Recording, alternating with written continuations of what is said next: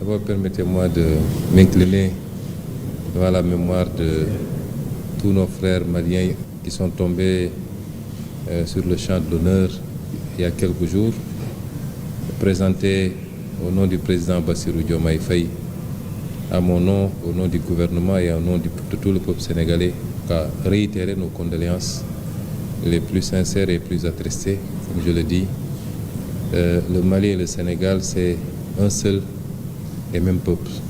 Nous partageons tellement de choses qu'on ne peut pas les énumérer ici. C'est pourquoi, quand un tel événement survient au Mali, c'est comme s'il était survenu au Sénégal.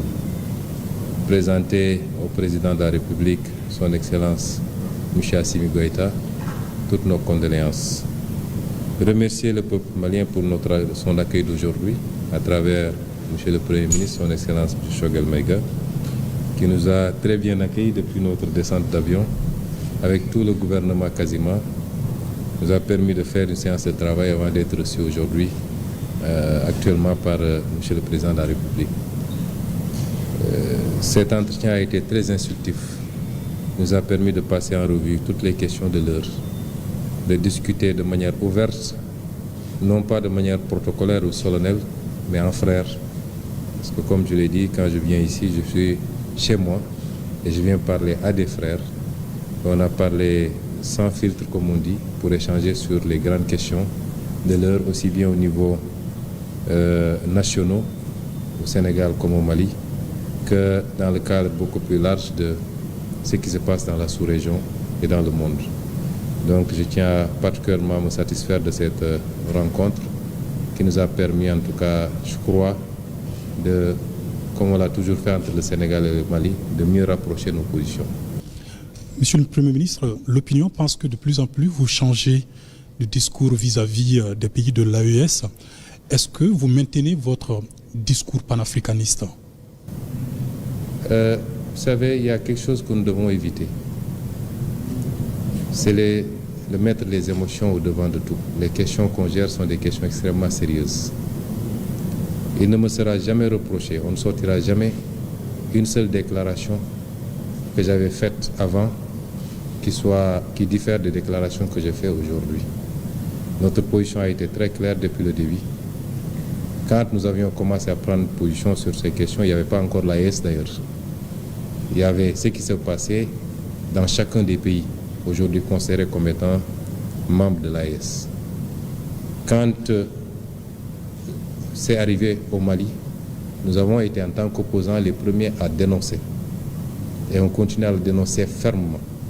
L'embargo qui a été fait sur le Mali par des pays frères et malheureusement parmi lesquels notre propre pays. Je l'avais au nom de mon parti dénoncé. Je continue à le dénoncer et comme je l'ai dit, sous notre régime, ces genres de pratiques ne pourront jamais prospérer et personne ne passera par le Sénégal pour soit déstabiliser le Mali ou aucun autre pays frère ou alors lui imposer des sanctions de cette nature. Cela n'a pas changé, ça ne changera pas. Quand il a été question d'une intervention au Niger, ma position a été très claire. De ma cellule de prison, j'avais fait une publication pour dénoncer cela et mettre en garde les chefs d'État de la CEDEAO. Cela n'a pas changé aujourd'hui.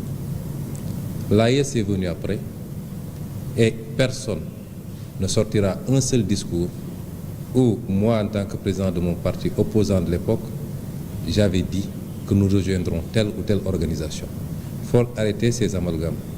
Nous n'avons jamais pris position pour dire que le Sénégal va rejoindre telle organisation ou telle autre. Ça, c'est la première chose.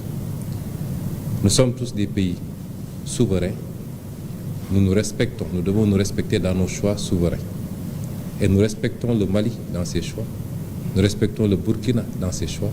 Nous respectons tout le monde, des choix que nous comprenons, puisqu'on a toujours dit, et je l'ai rappelé bien après avoir été Premier ministre, que beaucoup d'erreurs ont été commises par les chefs d'État de la CEDEAO et que souvent on s'est intéressé beaucoup plus aux symptômes qu'aux causes réelles qui nous ont conduits à cela. Ça n'a pas changé chez nous. Alors qu'est-ce qu'on nous reproche? D'avoir ou d'être en train de travailler pour continuer à réunir la famille. Depuis quand on peut reprocher à un panafricaniste de faire tout pour qu'on reste dans des cadres solides plutôt que de nous diviser. C'est ça là qu'on nous reproche. Et donc ça veut dire qu'on a changé.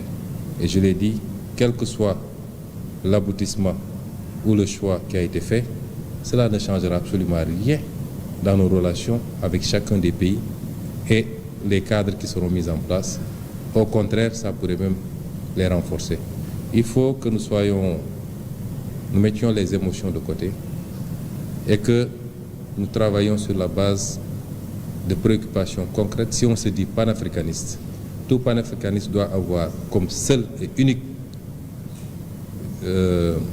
objectif de réunir les Africains au-delà de nos divergences. Je l'ai dit tout à l'heure avec le Premier ministre, les Européens se sont fait des guerres mondiales qui ont coûté des millions de vies et ils se sont retrouvés après. Donc, quelles que soient nos divergences, essayons, comme nos aïeux l'avaient fait pour créer l'Empire du Mali qui s'étendait d'ici au Sénégal, au Ghana et partout, nous ne pouvons pas faire moins qu'eux. Et c'est ça notre préoccupation. Mais si un pays souverain comme le Mali considère que les erreurs qui ont été commises justifient de sa part qu'il quitte, nous respectons cette souveraineté et cela ne changera absolument rien dans nos relations qui sont des relations séculaires et fraternelles. Vous partez avec quel message du président Assimi Goïta aujourd'hui? Le président a été très ouvert. On a eu une discussion très franche, très fraternelle. Et j'apprécie bien toutes les recommandations qu'il a eu à formuler parce qu'il souhaite le bien du Sénégal, qui est un pays frère. Donc, les alertes sur ce phénomène de terrorisme et son évolution, les recommandations qu'il a données, et surtout, on est sur la même longueur d'onde qu'entre le Sénégal et le Mali. Les considérations externes, exogènes à cette relation ne peuvent pas impacter cette relation. Nous resterons unis,